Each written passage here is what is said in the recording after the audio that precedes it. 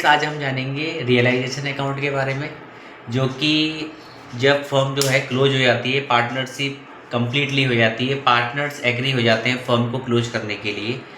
तो क्लोजिंग जब हो जाती है फर्म में तो आपका रियलाइजेशन अकाउंट बनता है। तो उसके फॉर्मेट के बारे में बात करेंगे कि जो एसेट्स और लाइबिलिटी, एसेट जो रियलाइज होती है और लाइबिलिटी का जिसका सेटलमेंट होता है, तो उसको हमने किस साइड में दिखाना होता है। ये रियलाइजेशन अकाउंट का फॉर्मेट है। ये आपकी डेबिट साइड होती है, ये आपकी क्रेडिट साइड होती है। सबसे पहले हम जानेंगे डेबिट साइड में कौन कौन सी चीज़ें आती हैं और क्रेडिट में कौन सी आती हैं। ठीक है, तो जितनी भी देखो, ये जो बनता है बैलेंस शीट के आधार पर बनता है, जो बैलेंस शीट गिवन होती है। तो बैलेंस शीट से हमने सारी एसेट्स को उठा करके इधर लेकर आना है। टू ऑल एसेट्स अकाउंट, जो भी एसेट्स है और उसकी जो बुक वैल्यू है, बुक वैल्यू को आपने यही मेंशन करना होता है, पर्टिकुलर एसेट्स की। बस कैश और बैंक को आपने इसमें मेंशन नहीं करना है। ऐसे ही सेम आपने क्रेडिट साइड में यहाँ लिखना है बाय ऑल लाइबिलिटीज। देखो ऑल लाइबिलिटीज का यहाँ लाइबिलिटी कौन कौन सी आएगी, देखो सभी लाइबिलिटी आ जाएगी, बस जो पार्टनर्स कैपिटल में हम ट्रांसफ़र करते हैं वो लाइबिलिटी को अब यहाँ मेंशन नहीं करेंगे। ठीक है, अगर पार्टनर्स का लोन होगा तो पार्टनर्स का लोन यहाँ मेंशन नहीं होगा। उसके बाद जब सब एसेट्स हम लिख देते हैं और लाइबिलिटी लिख देते हैं, आपने यहाँ लिखना होता है टू बैंक या कैश अकाउंट, बैंक या कैश अकाउंट। और यहाँ लिखेंगे हम बाय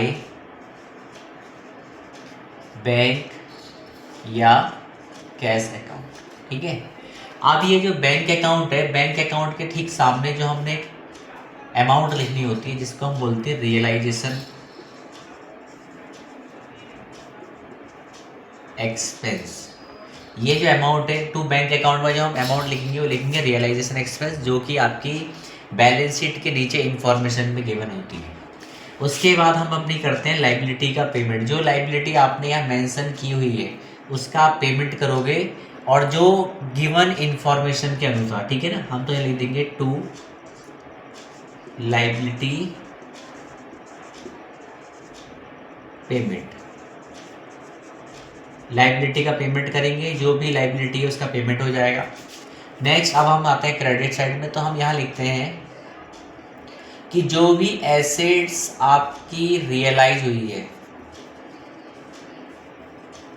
जो भी एसेट्स रियलाइज हुई है वो सबको आपने यहाँ मेंशन करना है और प्लस टोटल करके इधर दिखा देना है। ठीक है, अगर कोई भी पार्टनर किसी लाइबिलिटी का पेमेंट करता है तो आप उसको मेंशन करेंगे इस साइड में, टू पार्टनर्स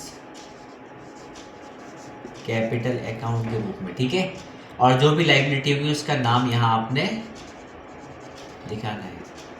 और साथ में ये जो पार्टनर्स किसी लाइबिलिटी का पेमेंट कर रहा है इसको हम ट्रांसफ़र भी कर लेते हैं पार्टनर्स कैपिटल के क्रेडिट साइड। ठीक हो गया। अगर कोई पार्टनर किसी एसेट्स को टेक ओवर करता है तो उसको आप यहाँ मेंशन करेंगे पार्टनर्स कैपिटल अकाउंट लिख करके, और जो भी एसेट्स है हमारी उस एसेट्स का नाम यहाँ दिखा देंगे और जितने में टेक ओवर किया है उसको दिखाएंगे। ठीक है, तो ये फिर आपका हो जाएगा कंप्लीट। इसको फिर हमने क्या कर देना, ऐड बैलेंस करेंगे दोनों साइड को। अगर डेबिट साइड बढ़ जाएगी तो आपको होगा by loss on realization account, और जो लॉस हुआ है उसको आपने पार्टनर्स में उनके रेशियो में डिवाइड कर देना है। और अगर आपका क्रेडिट साइड बढ़ा आता तो यहाँ लिख देंगे हम टू प्रॉफिट ऑन रियलाइजेशन। ठीक हो गया, इसको भी हमने पार्टनर्स के रेशियो में डिवाइड करना है।